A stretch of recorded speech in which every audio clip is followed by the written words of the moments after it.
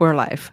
Hi, Okay. Vanessa. Hi, Hi, Grace. Vanessa. Welcome to Venture with Grace today. Thanks for having me. We're just chatting about, I feel like you're such a super friendly, like, just like, I feel like you're just always giving out like the super friendly vibe. And then, like, you just make, I feel like, make founders and like just other people feel so like nice around. And okay, Mhm. let's start with like I feel like you have an amazing career in product, and then before that you were in gaming. For the audience who are first hearing about you, like why don't we start with like what were some core like career lessons is, or like maybe you start with like how you grew up with your mother and the horse, or like start wherever you want to. I feel like you're such an interesting person for people to get to know. You're so kind, Grace. Well, it's been great getting to know you through this process. So thanks for spending all the time with me. I guess I'll start with I grew up in a very tech forward household. I had a single mom, but she was computer science in the 70s. And so she started her career building bootstrap startups and software and would sell them. And then sometime along when I was like, I think in elementary school, she brought home the first home PC and hooked it up to the internet. And she's like, here's the World Wide Web. You can do anything. And I was like, what does that mean? I remember the first time I logged on, I went to the Louvre's website and I got to see and learn about all the different pieces of art. And then I just thought the internet was a way to get to like different places in the world that you couldn't Mhm. fly to. But I grew up that way, just very tech forward. Every time a new computer or the Palm Pilot came out, or really any gadget, we would have it and we'd play with it. My mom was always trying to get exclusive distribution for it in some like random country or continent. And I think that really shaped me. And then I went to school for computer science, and my brother went to school for computer science. We're just like a house of just a bunch of nerds. And then I got a job at Microsoft as a PM, which like I couldn't explain to my family what a PM does, but I thought it was great that I got to help design software and help build it and test it and launch it and make sure that it was consistent across the whole org. And there was just so many people dynamics, and I love the intersection of technology and human psychology, Mhm. both not just for the end user, but also like organizational behavior. Like, how do all Mhm. these people get together to build something really, really impressive? Mhm. And then I stayed in product for a long time. And gaming, as you mentioned, the first half, enterprise software in the second half. And in a weird twist of fate, I ended up in venture. Mm. I wonder, so first of all, I'm so curious about like what were some core lessons that you've learned from your mother, since like she's such a productive person, and then she's also like a very, very family person, it sounds like. So I wonder what were something, how do you like kind of like balance out this having a career and being a mom? Yeah, I think one of the most valuable lessons is she's never said she was tired. And like I think that's a mentality and a mind frame. She's like very persistent and perseverant and all the things that you Mhm. hear, but at the Mhm. crux of it, she never complained about being tired. She would get home from work, she'd be in like her business suits and heels, she'd go to the bathroom, change into like her gym clothes, come out and was like, okay, let's talk about school. Let's do it. She's just like a ball of energy. And I'm like, how are you doing? I'm always tired, but I need to get out of this mentality. And so she was just she was just up for anything. And on the weekends we were like rollerblading and we always had plans. We were skiing, we were on the beach, we were snorkeling, we were doing stuff all the time. Mhm. And she like worked hard and then she played hard, but with her kids. And that was her life. It was us and work. And she approached both of them with a ton of passion and dedication. She had a lot of setbacks and she was very open at the dinner table. We all talked about our days. And we knew the names of her top 5 clients. We knew like what happened in her sales funnel. We knew if her best sales rep was poached by her competitor. I mean, we knew like all these details about her work Mhm. life.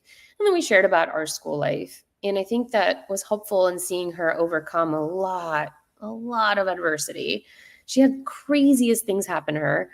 And she was open about it and she tackled them and she just kept going. She just like kept going. And I think I just remind myself of that all the time, all the time. Yeah, I feel like it's such a mental game because essentially I feel like everything in life it's like a sales funnel, like from like, finding like a spouse, finding a job, like creating a company or like just like basically every single step. I feel like you have to sell yourself. You have to really keep pushing forward. And I feel like it's such a mental game in the end. And it sounds like, exactly what you said about like being not tired. It's like a mentality.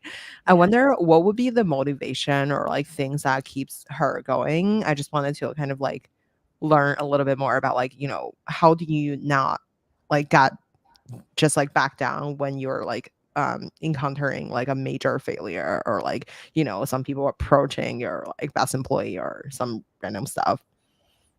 Yeah, I think the first thing to realize is that there are some things that are in your control and some things that are just not in your control. And those things are just going to Mhm. happen. And then you just have to, do what you can with things you can't control. Mhm. Um, and, I always ask her, I'm like, why did you choose entrepreneurship? She's like, I didn't have a choice. I was in Miami, our family's in Miami, and like, there's no Mhm. like company I could go join like I had to start a business. I had no other choice. Right. And we're like, well, why did you choose Africa? And she's like, well, my first startup I sold to South America, like I sold in South America, which is where I felt comfortable. But when I sold it, I had a non-compete and I couldn't do Europe. It was too competitive. And I couldn't do Asia because I had a lot of barriers of entry there. And so I chose Africa. And I was like, that's so far and like so foreign. She's like, a lot of her decisions, like, I didn't have a lot of other options. Like, I looked at all my options. That was the best one. Yes, it was hard, but I was going to make it work. And I think it's a combination of competitiveness. She's super competitive. I'm super competitive. My brother's very competitive. And there's also like this massive fear of failure. And I think that drives me too. Like, I just don't want to fail. And when I fail, I just need another shot. I want one more chance. And it's that like you just want to keep going.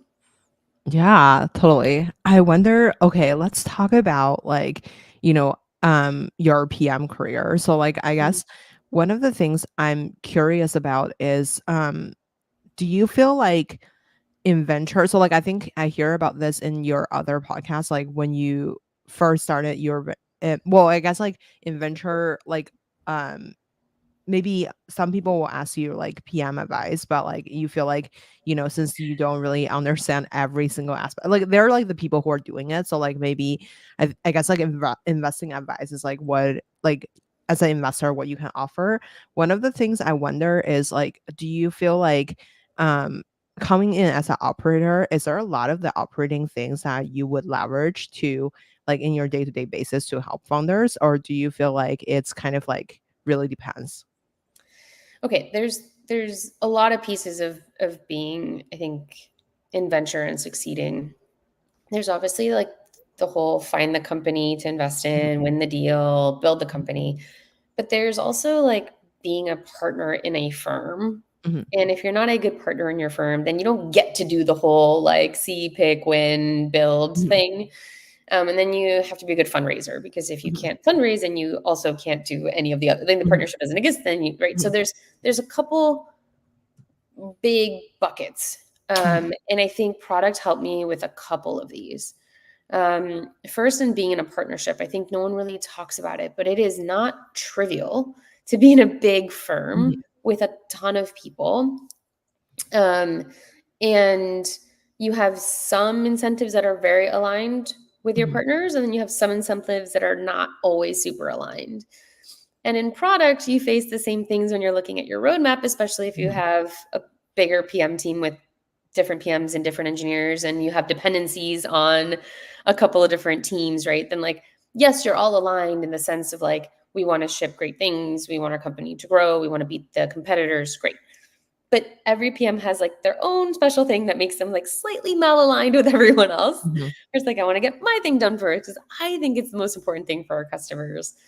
And I think learning how to navigate that in product of like, how do I convince other people that it's in all of our best interest for us to build this thing first is the same like techniques I use within my partnership to convince all of my partners that like this is the best use of our capital to invest in this company that I'm very excited about.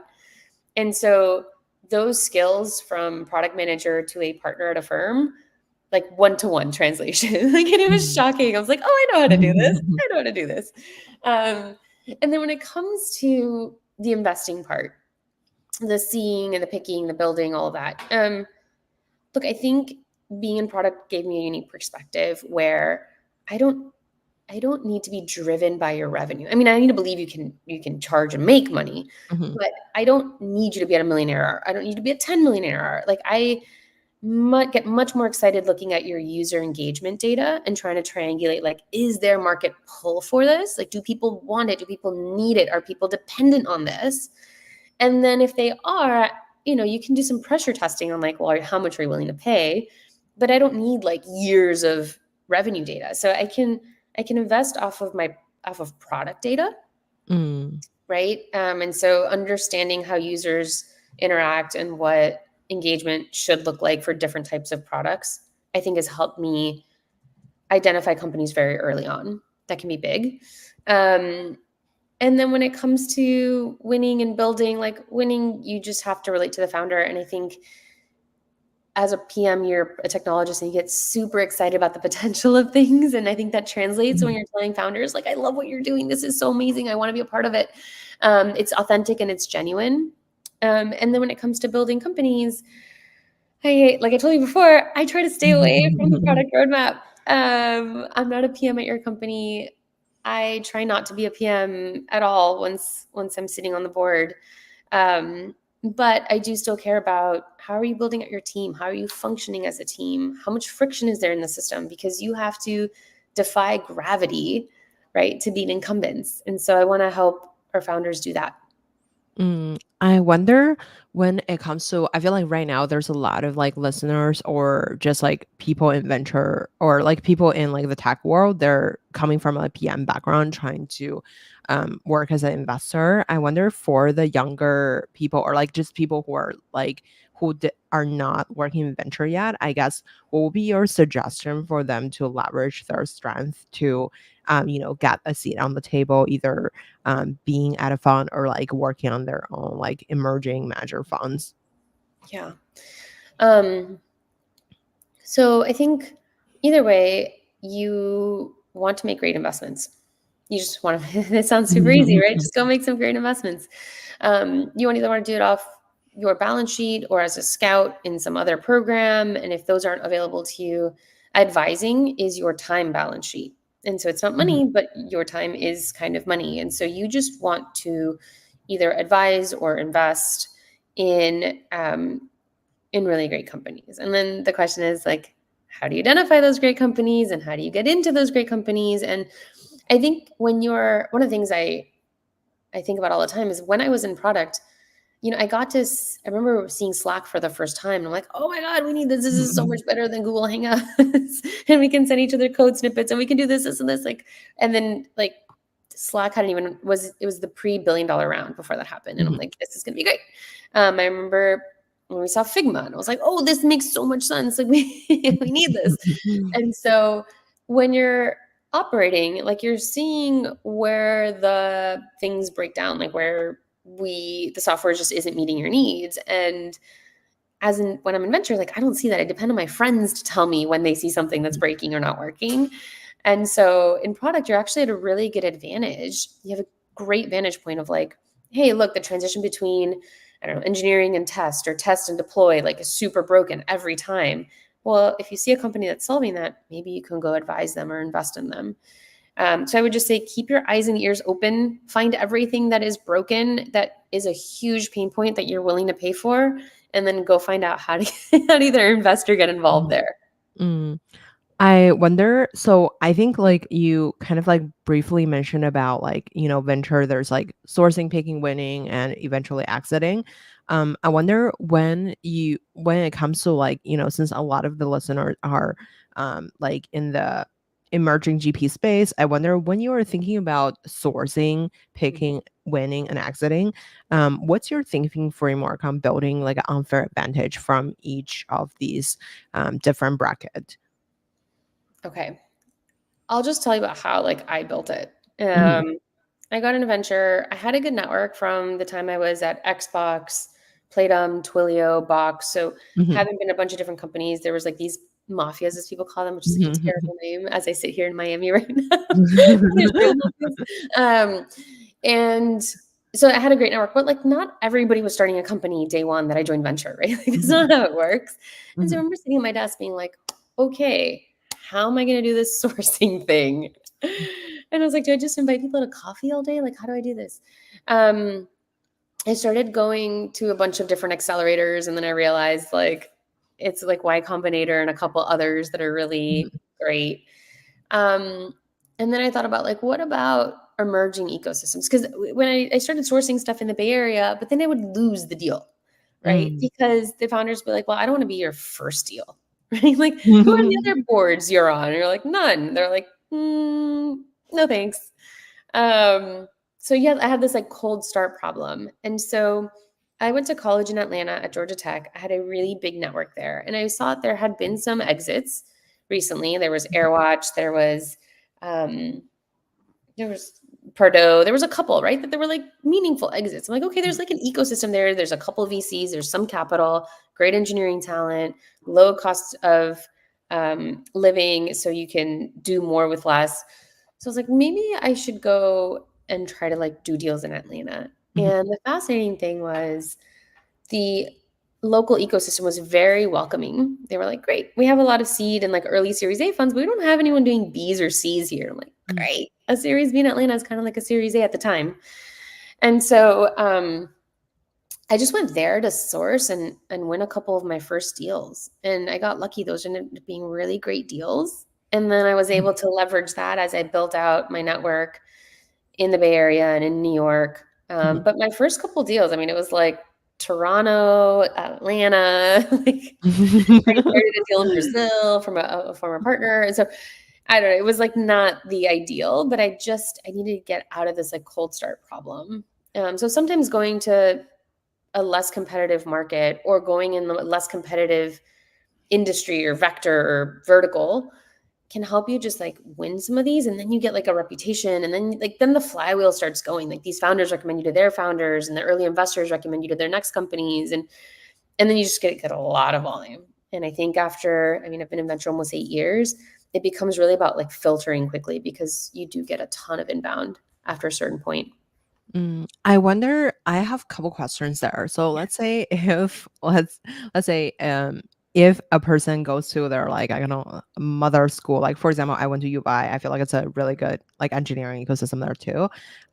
But I actually seen like a lot of the U of I investors came to the Bay Area, right? Like so I feel like it's people are kind of like overlooking that ecosystem because of there's no ecosystem per se, like so there's a lot of great engineering talent, but like there's only few of like the big tech company there, and like it's not the Bay Area as like everything is so like robust. I wonder how do you like do the picking part, since like yeah, they could be great talent, but who are they gonna sell to? Like, how are they gonna recruit other people who are moving to the Bay Area? Or if their friends got a job at Apple, like, how do you convince them to like work on this startup in Chicago with you? Like, kind of thing. Yeah.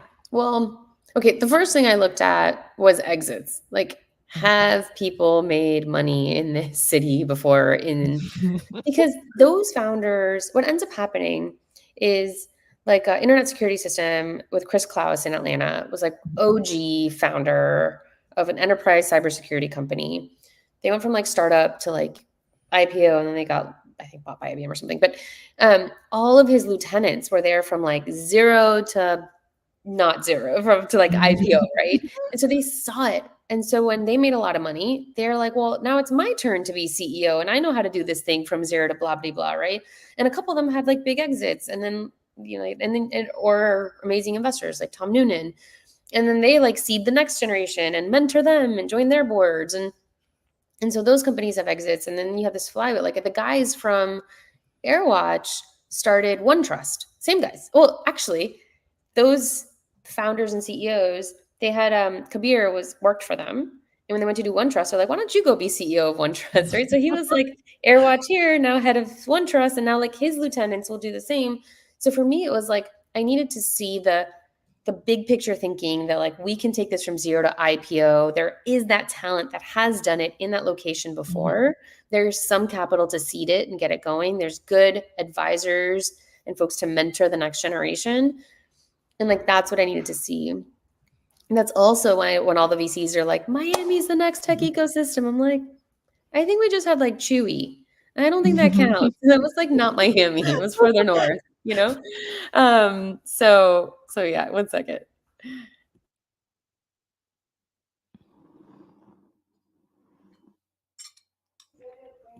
Okay. So yeah.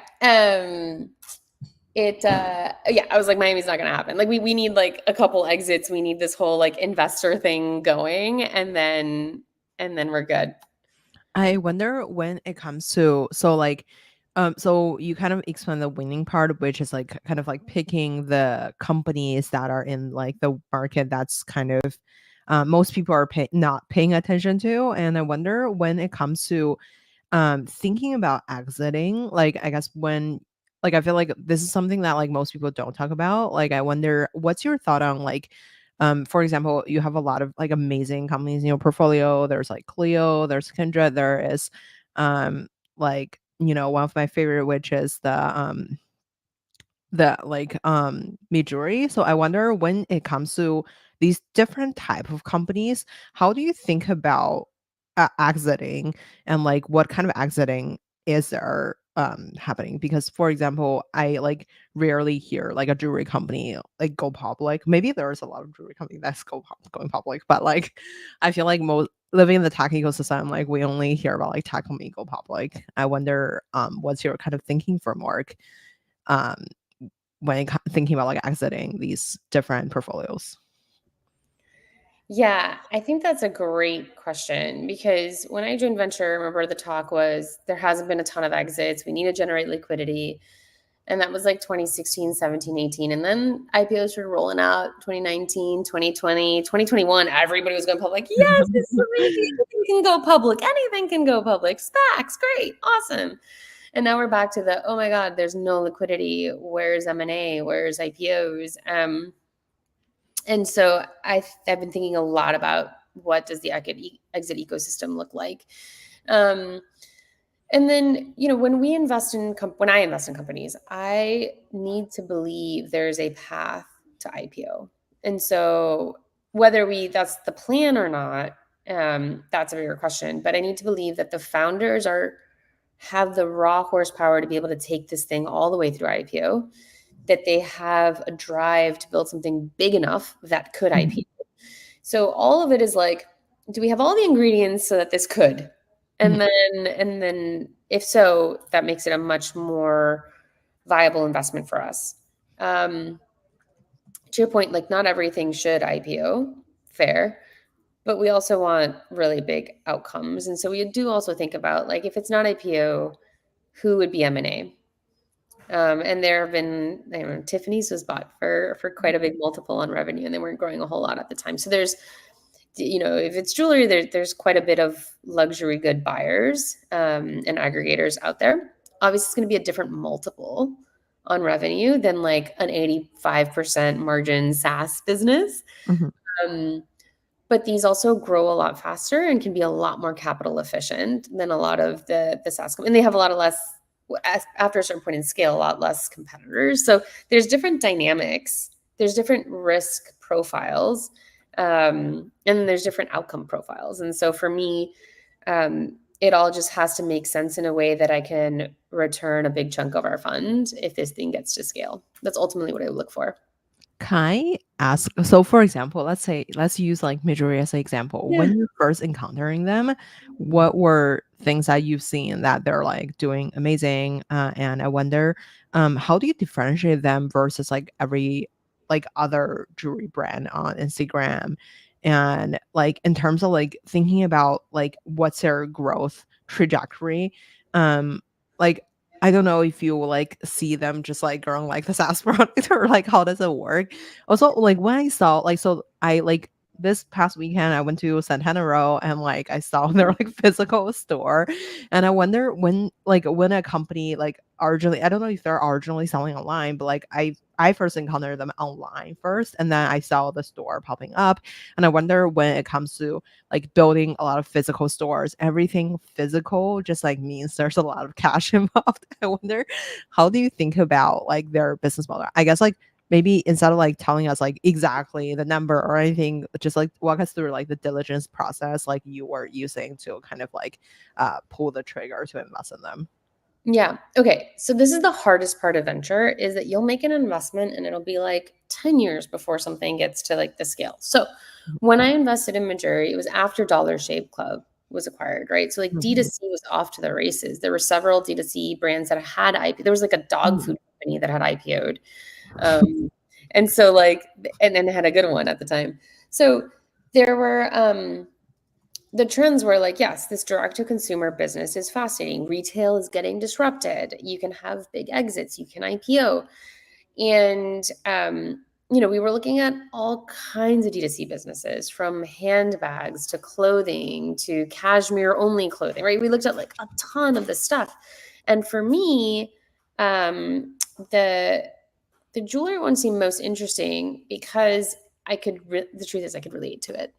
Mhm. And it felt less at the whims of fashion than sneakers or other types of Mhm. shoes or purses, right? Like s- shoes, I think like it's trendy like every year. Like there's just like a new Mhm.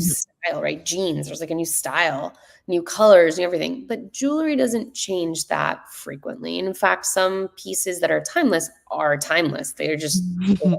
for a very long time.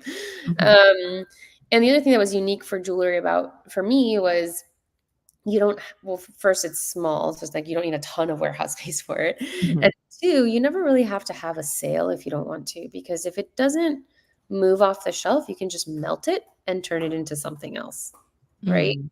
And so there was just a between like the persistence of the styles to the dynamics of it being gold to just a lot of other things. I thought jewelry was an interesting category.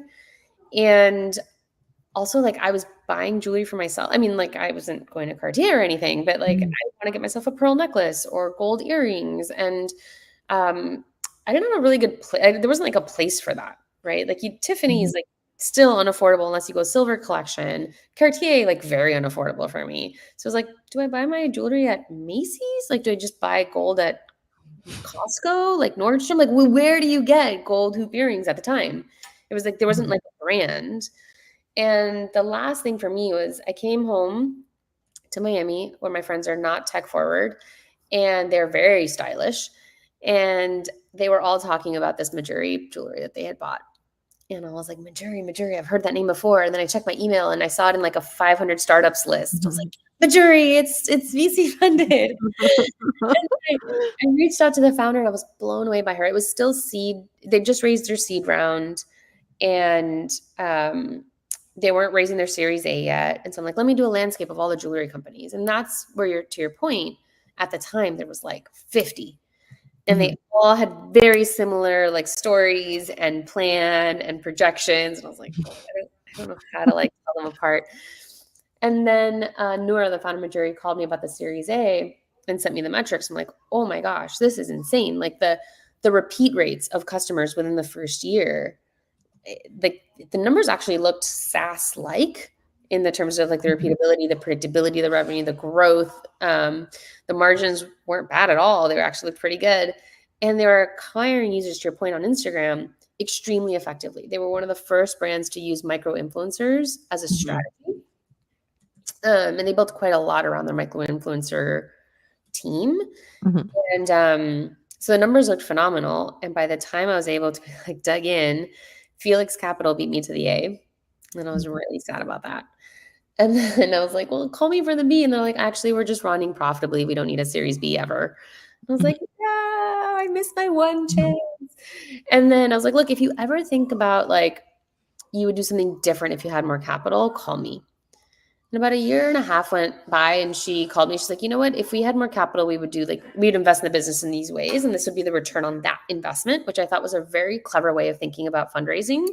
because she didn't need to raise, but she's like, if I had this capital, this is what I would do with it. And this is how I would like 10x that capital in the next like 6 or 7 years. And she wasn't wrong. Like revenue has 10x since I invested, and the company has been extremely efficient with capital. So yeah, all around, it's been a really interesting journey when you're like comparing to my SaaS companies. God, if my SaaS companies were in the scale of revenue in the period of time that Mejuri has accomplished, I would be doing cartwheels down this hallway. It just, consumer grows really fast. Consumer grows really fast. The trick is retention, but consumer grows really fast. I wonder, okay, so I will just use like one of my personal examples. So like back in 2018 when I was working in venture, I saw this company in China that were doing like a makeup company. Let's call it like, I don't know, like someone who is creating some sort of like a color pop, but like in like Asia. So the TLDR is like when I met the founder only had one product. And I thought the product was amazing. I brought it to my boss and like we were talking about like how these like different consumer product would exit. So I've heard the feedback that typically people exit through like a bigger company, just buy them, like a L'Oreal or something, just buy these companies. But like I don't really know if that's like the case. But anyway, so the TLDR is like we didn't invest, but like my concern was like, okay, so they only had one product. The strategy was also like micro influencer. What if it doesn't pan out? And then this is like very new to like, China as a whole ecosystem, as like, people were not very like used to just like not chasing the biggest like brands like the Dior of the world. So like it was like a lot of like different shifts happening. And then they happened to be like they were invested by like a tier one investor later on. They launched like 30 product the same year. So it was completely crazy. But that was not the only company in that category. So I also saw this other company has like a different product. It's sort of like very similar. And like they were also selling really well. And then for I think the diligence part that I'm like really confused about like the consumer product is like how do you examine like how like because these days like I feel like everyone could do a lot of like really amazing marketing, so like it's really hard to tell if the numbers are like real, if the enthusiasm is real, and then even if let's say my friends are buying them, like how do I know if it's like just because my circle is buying them, like I'm like living in this tiny bubble, like what about like the rest of the universe?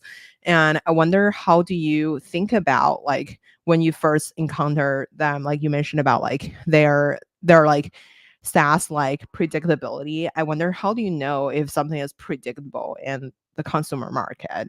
Since I feel like it's not predictable in any sort of way, like, and I wonder for like unit economics, like I guess like what would be considered as like a good unit economics, since like stuff like if you're making anything, like there's a cost to it. Yeah. Okay. This is why venture is hard. This is why venture is super hard. So to answer your question, yeah, there's a lot of times you see 2 or 3 companies, and they're all kind of doing the same thing and they all have the same insight. I think the X factor is the founder. You have to believe that there's something in them, whether it's their drive, persistence, connections, all of the above, that no matter what, they'll figure out how to build a huge business. And I think like that's ultimately what gets, because I see a lot of great businesses. I mean, a lot of great people. And I'm like, this is really good. Someone's going to make money off this. But I don't feel that like, oh my God, if I'm not a part of this company, I'm not going to sleep at night for like a month. There has to be this like thing, and it can happen for a lot of different, for me, like a lot of different vectors will hit it. But like every once in a while, there's like something that I'm like, I've got to be a part of. I just have to be a part of this.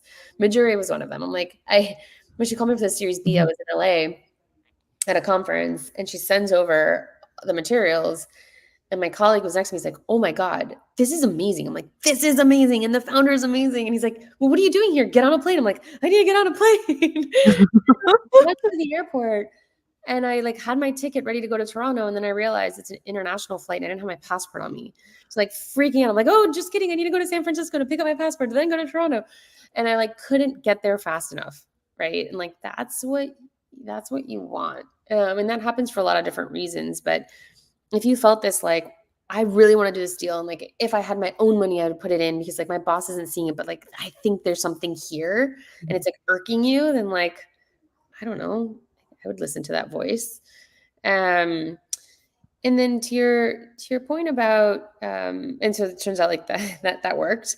Um, Is there a case that like you're like, this is such an amazing person, but it didn't work out? Or like, so yeah, it turns out to be like the company is like not as good as you imagine.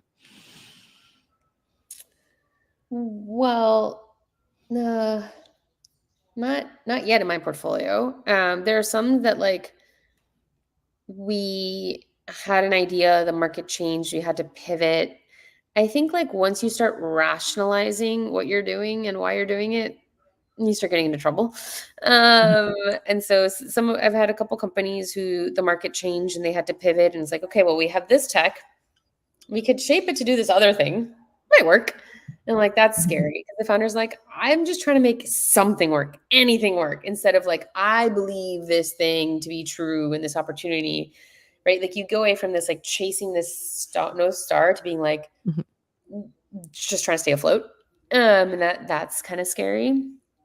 Uh, but I think when you try to rationalize a deal, and I've seen a lot of my colleagues do it, like, oh, but this founder's amazing. I don't really like what they're working on, and I don't really like their co-founder, but the founder's amazing. Or, the other rationalize is like, this is a really big market. It's a really great product. The financial metrics are phenomenal.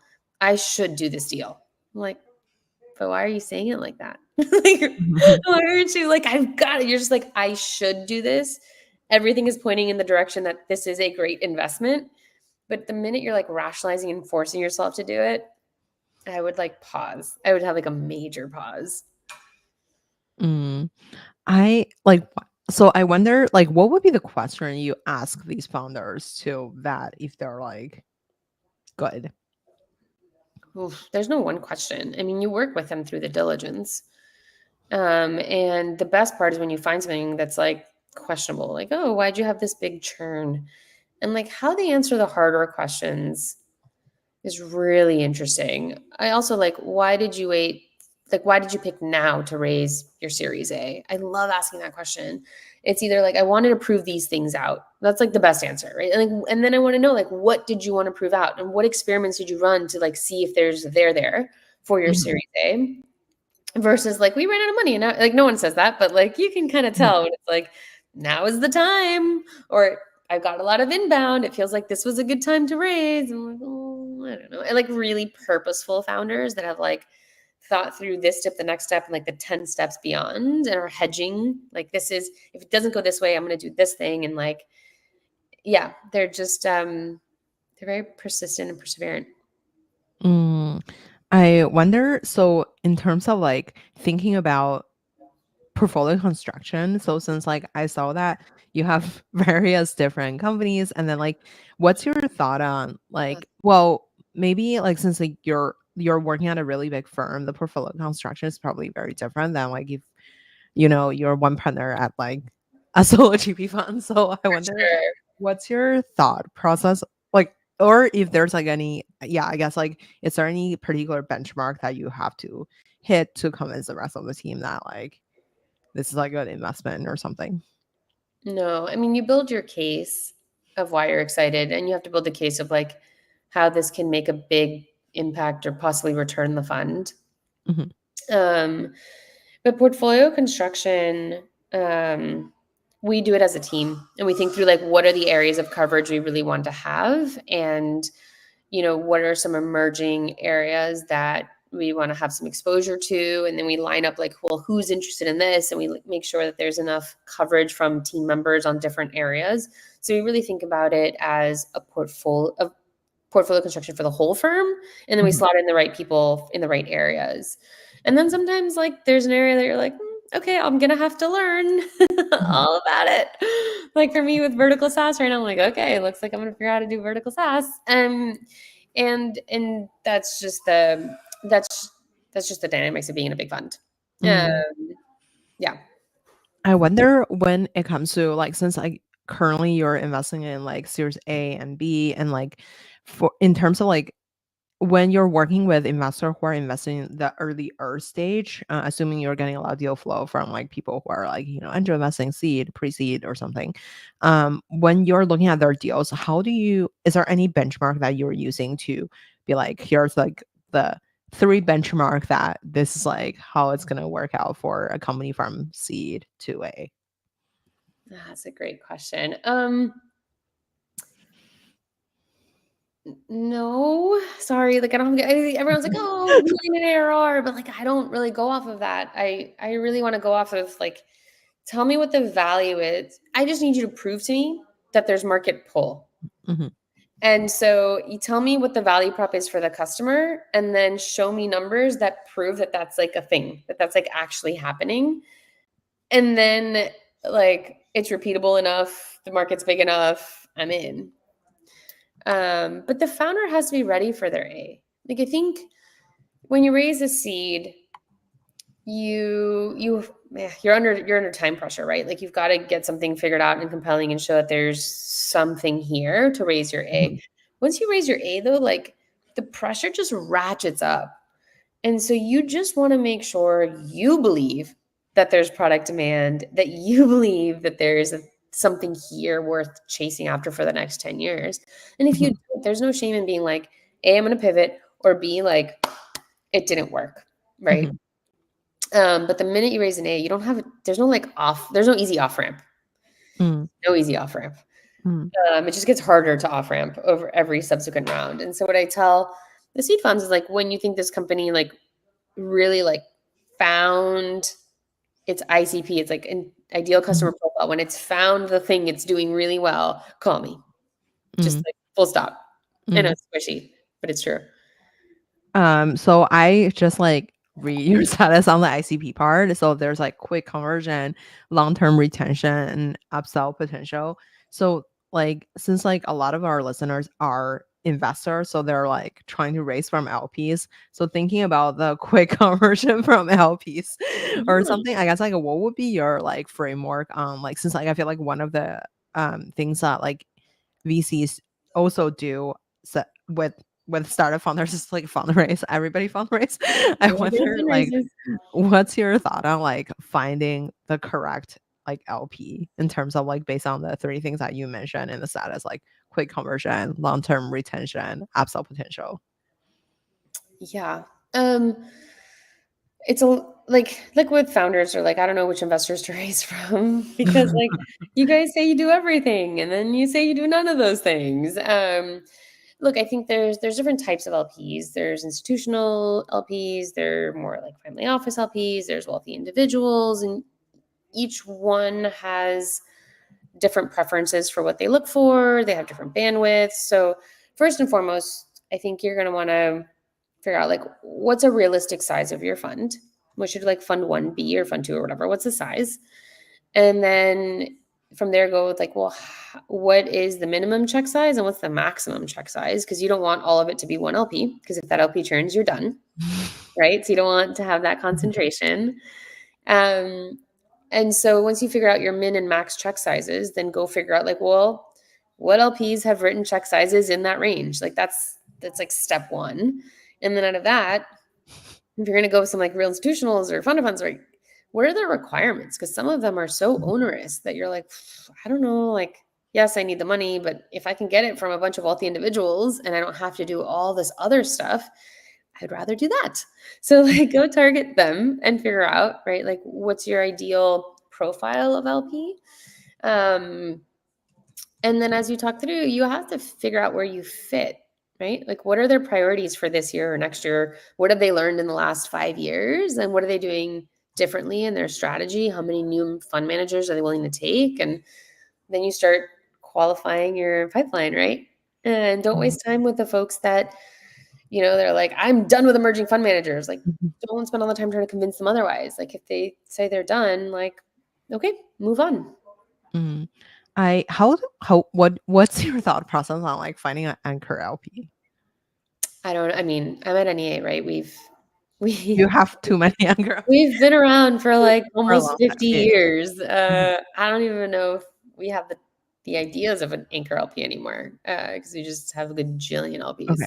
Let's go back to I feel like one thing I keep thinking about when you mentioned about like, you were finding interesting deals in Atlanta and like so I wonder is there like a lot of so I mean what exactly would be the approach? So for example, would it be like you flew there like chat with like, people who went to your school and then be like, "Okay, so here's like what are some like Ooh, no. Atlanta YCs or like how would you go Um, about that?" First, like the happiest people to see you are investors that are Earlier stages? earlier stage than you. They are very happy to see you. 'Cause, like they want you to mark up their deals. They want you to give their companies money so the companies can keep going. Mhm. So reach out to those folks, right? Accelerators, incubators. Another good way to go is like back at the time, I had a great relationship with the SVB team in Atlanta.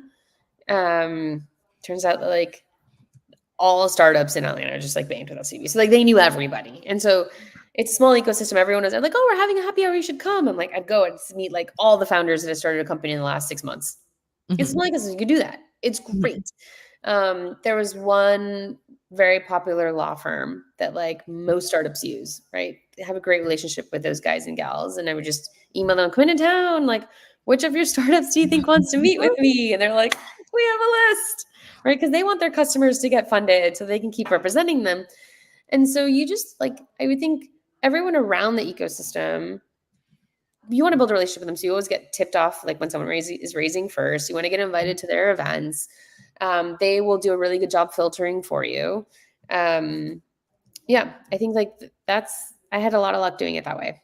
It's Mhm. funny because I wanted to get more involved in the LA ecosystem after I found some success in Atlanta. And I called up like I won't say who, but in LA, I'm like, "Hi, I'm Vanessa. I'm at NEA. I'm coming to town. I would love to meet your startups." And they were like, "I'm sorry, what?" It's like calling up Stanford and be like, "Hi, I'm a Stanford alum. I'd love to meet your startups." And be like, "Who are you?" You know what I mean? Like, why would we do this? It was pretty interesting. I'm like, "Oh, okay, maybe LA is too big of an ecosystem." How does that work? That's crazy. That's so funny. I wonder, so in terms of like having to chat with the founders, do you have like a quota for yourself? Like, okay, so today, like at the dinner, I met like 12 founders. Should I be like ask them to intro me to their friends too? Or like should I just chat with the 12 founder and then figure out who maybe like the best person to invest in? Okay, a couple things. So one, I look at my week and I color code my calendar. It's so Mhm, ridiculous. mhm, And like internal meetings are blue, portfolio companies meetings are in orange. Like that's anything related to portfolios. So it's like job, like helping interview a new head of sales or one-on-one with the founder or a board meeting, all orange. And then green is new startups, like founders that are starting companies or company pitches or anything like sourcing related in green. If I look at my calendar and everything is like internal blue meetings or like meeting with other VCs and I mhm, don't have any green, I'm like, this is a problem. Like I can't, this is not what I'm supposed to be doing. mhm, And so color coordinating it makes sure that I spend like a third of my time. And then I'm appropriately managing my schedule. So yes, I make sure that meeting new startups is something I'm doing every week.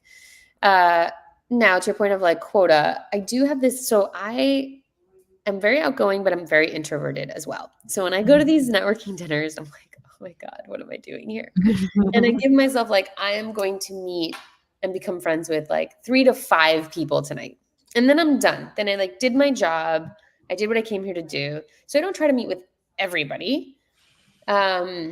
But I want to like just have memorable conversations with 3 to 5 people.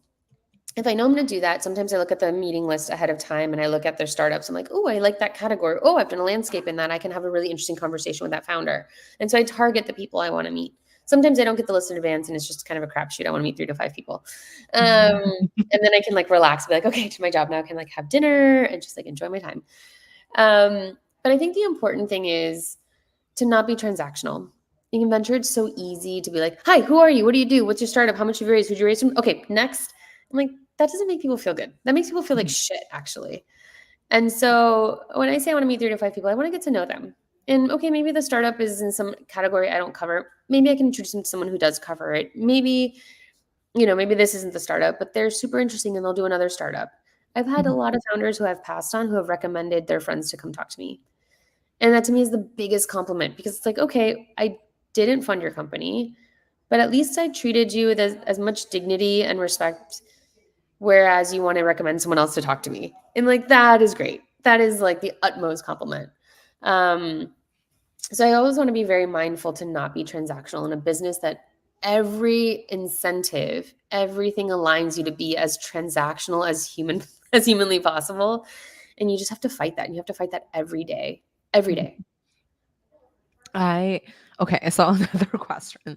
Okay, so two part of the question. One part is like about like the sourcing funnel thing. So let's say you go to like a I know that you went to dinner, but like let's say if you went to like a demo day-ish thing and like there's like a bunch of companies, like how would you what would be your process on like examining different startups at night? Would you just take notes voraciously? Like just be like, okay, here's like 65 company. I'm gonna like write like a one liner or like I'm gonna print out like I've seen like people do this. Like I've seen people like make an Excel sheet and be like, here's like a five category. We're gonna rate them and then I'm gonna talk to whoever is like the highest rating on my like sheet. So I wonder what would be your thought process on like like examining something within like a demo day situation. I mean, if I get the list ahead of time, I'll look up the companies. And if it's a huge list of hundreds of companies, I'll solicit some of my colleagues to help me, and we divide and conquer, and we'll write the lists and we'll categorize them by industry and vertical. But again, one of the most important things for us is the founding team, especially early on. So we'll look to see like, what's their background to make them qualified to solve the problem they're in, right? So like that founder problem fit. So we'll look to see that, and we'll look to see like who they're connected with and who they've recruited or who their co-founders are. Um, and then yeah, I'll go in with like, these are the 5 to 10 I want to talk to, but I never want to talk to like 50, because then I get into that mode of like, hi, how are you? Nice to meet you. I'm Vanessa. Great. Here's my business card. Bye. Next person, because I have to meet 50 people in an hour. Like that doesn't work. So a lot of this is just prioritizing so that you can have the meaningful conversation, so that you can let that like magic happen where you're like, oh, I can't get this startup out of my head. If I'm just talking to people for a minute, that's never going to happen. Like I'm never going to fall in love with a startup. I'm never going to do an investment. So, I think you want the volume up at the top, but then you want very quickly to like narrow that funnel so that you can spend quality time thinking through those problems. Mm. I wonder when you were thinking about like, let's say, okay, so you met a founder at somewhere, like I don't know, founder's dinner or like demo day, something. So you think they're like working on a really interesting problem. One thing I wanted to ask you in particular is like, I feel like you have such a diverse set of portfolio. How do you go deep into each sector to like kind of like become a sector domain? Like, aka like when you're doing like the Mejuri market mapping, like okay, how do you do market mapping in general? Would it be like, okay, let's look at PitchBook and then there's like 65 company on the like similar company list and then we just talk to everyone, or how would you kind of like study the industry quickly to move forward with a certain decision? Okay, first, I like looking at categories that I'm excited about.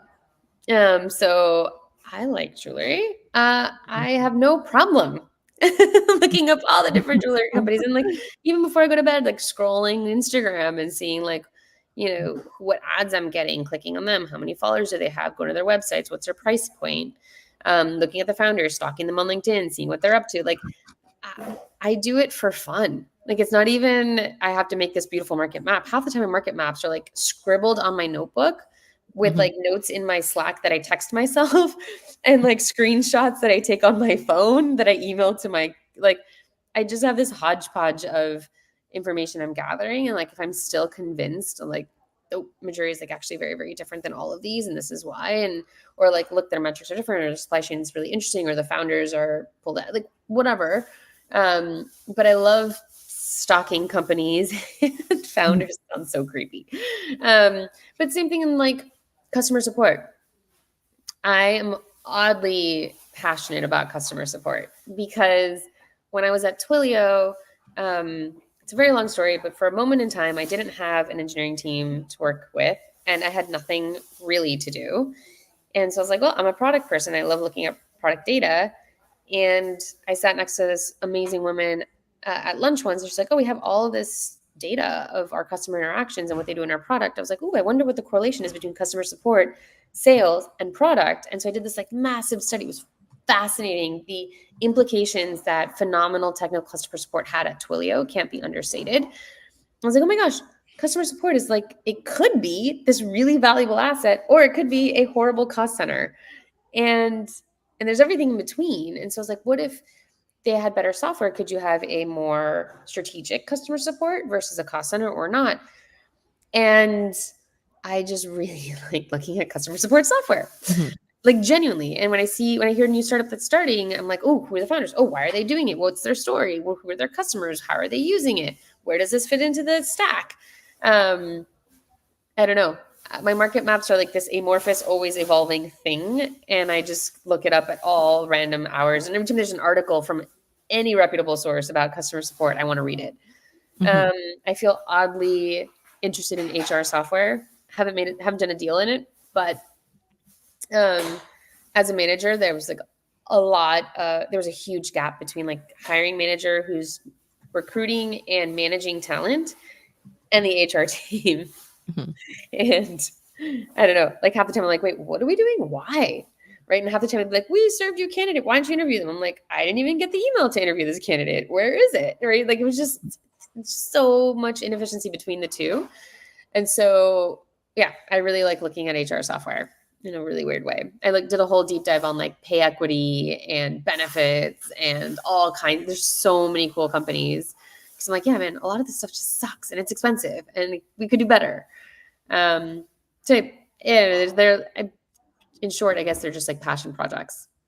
I wonder, let's say, if a sector that I guess like let's say if something is about like let's say like the cybersecurity or some sector that's not easier for people to develop as a hobby, and I wonder like um I know that you mentioned like you would look at things that like you like first, right? Like so I wonder, let's say if there is something um that's like harder to understand and like it requires maybe like, let's call it like a month of like deep research, would you just like cancel out on these like subject in general, or would you like I guess like research like a adjacent subject? Because I feel like if it's like you're putting like a large chunk of money into something, is a huge need on like researching diligently versus like having a gut check on like, okay, so if I'm like just like investing my own money like as an angel investor, I like you, let's just give you some money. Like I wonder what's your thought process on like how deep the diligence should go. Should you chat with like 70 customers that they have, or like like, and then as like a early stage investor, I guess like another challenge is like the founders probably don't want you to chat with like every of their customer. They're like, why? Right. So I wonder how do you kind of diligence it, but like not making it like seems like you're going crazy right now. Okay, so I think like the later the stage, the more the diligence. The bigger the check, the Mhm. more the diligence. The smaller the check, can't do as much, right? Like it just doesn't make sense. Also, the earlier the company, there's like, what are you going to look at? Yeah, you can talk to their customers, but like, what else? And you can talk to 3 customers, ideally 2 that they've given you references on, 1 that you like know through friends of friends or get a connection to somebody, like some back channel reference. You're not going to hear a whole massive range of things, but Mhm. you can also wonder like, why did this one churn? Let's talk through that. You can also find so many reviews online, right? So I don't know. I joke that like half this job is like, it feels like I'm a private investigator, right? Like I am diligencing people, I'm diligencing companies, I'm diligencing the product, but a lot of it you can do on your own without taking time from the founder. So I try to do as much of it without asking for their help as possible because I don't want it to be a burden on them. And then to your point of like the more technical stuff like cybersecurity, like I have a CS degree, I can do technical products, I can do dev tools, but the truth is I'm not as passionate about it. And so yeah, I can. The one nice thing about being in a really big firm is I have other colleagues. Everyone has a really diverse set of interests. So I'm like, cyber, not my thing, but like I have a colleague who's very passionate about it. I'm like, great. So whenever I see a great cyber deal, I'm like, you should go talk to him because like he really likes this stuff. Okay. So I get to be more choosy on what I focus in, but I think for me it's important to stick to things that I'm very excited about. Otherwise, like it's very hard to win it. And then worse, it's hard to like sit on the board for 10 years and fake that you're really passionate about it. But you have to actually care. Like you have to care. I okay, so I wanna be mindful of the time, but I have one more real question, and then we'll jump into a 1 minute fire round. By the way, I think you have said like so many amazing things, and I wonder. Okay, so you are technical. What does technical due diligence look like? Because I have brought in friends to help me with technical diligence, but I'm kind of like thinking like I don't know what to ask them. They don't know what to ask the founder. So I don't really know. Like I would just ask like, do you think this has like a really high barrier to entry, or like is other company could be like easily build something the next day. Like basically that will be like my diligence process so far. I don't wonder what would be your diligence process on like since you're like actually technical. Yeah. Well, I invest at the app layer. So Mhm, like the technical moat isn't I don't think it's like necessarily a real thing. mm, Yes, it could be hard to build a product and like there could be some like interesting things to it. If there's some like really unique technical angle, um, I want to dig into it to see like how real is this? mhm, And if it is real, like how much work is it or how much is it taking off our margins? Like sometimes it's like not a good thing. Sometimes it mhm, is, sometimes it's not. So I will spend a little bit of time on it, but I think for like infrastructure companies, I'm not the user. Like, mhm, and even if I tried to build, like, I'm not doing deployments. So, like, even if I wanted to like build my own app on top of something, it doesn't necessarily, it's not a good reputation of how customers will use it. When we do bring in more and more technical folks, like people who are eng leaders who have like the problem that they're facing, sometimes we ask about the architecture, like, would this plug into your systems better, et cetera, et cetera. But for the most part, for the app layer, the customer and user engagement and retention will kind of tell you if the thing works or not. mm. You know what I mean? Totally. So basically the non-technical questions. Yeah, I feel like especially in the today's age, like in the AI era, I feel like there's a lot of people who are doing really interesting AI projects. Yeah. So I feel like it's even harder to know which one is actually like leveraging AI and then which one is just like a I don't know, like GPT wrapper or something. Like I even like the GPT wrapper, should it be like I feel like it's kind of like if you can really leverage it in like a good way, it could become like $1 billion business. And so it's like really hard to tell like what would be the moat either from the business end or the technical end for them to succeed. Look, I think if the company is touting that they have this like technical innovative breakthrough, then you have to Mhm, do technical diligence. If they are not mhm, claiming that, then not necessarily, right? Like, mhm. oh gosh, I mean, I remember you remember the like Juicero controversy, the juice, Yeah. right? And it was like all Yeah. I had to do was like squeeze the packet, and it's the same thing. And you're like, well, how do the VCs not catch it? I'm like, well, like if someone's telling you there's like all this amazing technical innovation, like you've got to Mhm. diligence that amazing technical innovation. If someone's telling you like I built this on AWS and my, my innovation is like it's a better product, it has a better system of record, it's growing virally, it's doing all these things, like it's cheaper, faster, whatever. Like, okay, great. Show me that it's cheaper, show me it's faster, show me these benchmarks. We're good. Right. But yeah, for the GPU wrapper thing, they're like, it's a GPU wrapper. Like, great. Why is this gonna win? Why how does it like you just dig Mhm. into it? But if they're like, this is like we're going beyond the transformers technology and we're doing this other thing that's like innovative and breakthrough and makes it all super cheap. I'm like, show me. Like, show me that it's super cheap. Like, I have just one quick question piggyback on this. Let's say yeah. the GPT wrapper people, let's say if they're building on space and then they're like, this is amazing.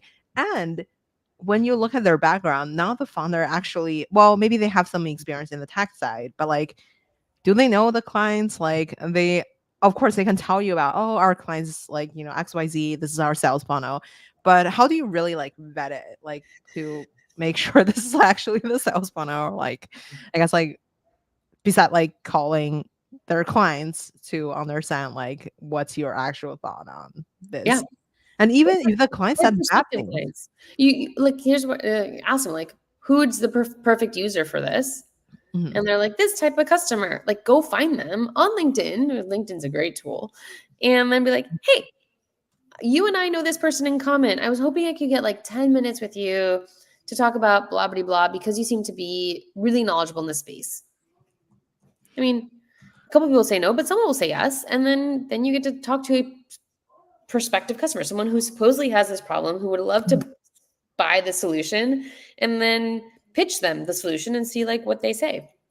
The other thing that it's great is like you can tell the founders like, oh, I know a couple people who would be great customers. Can I introduce you to them?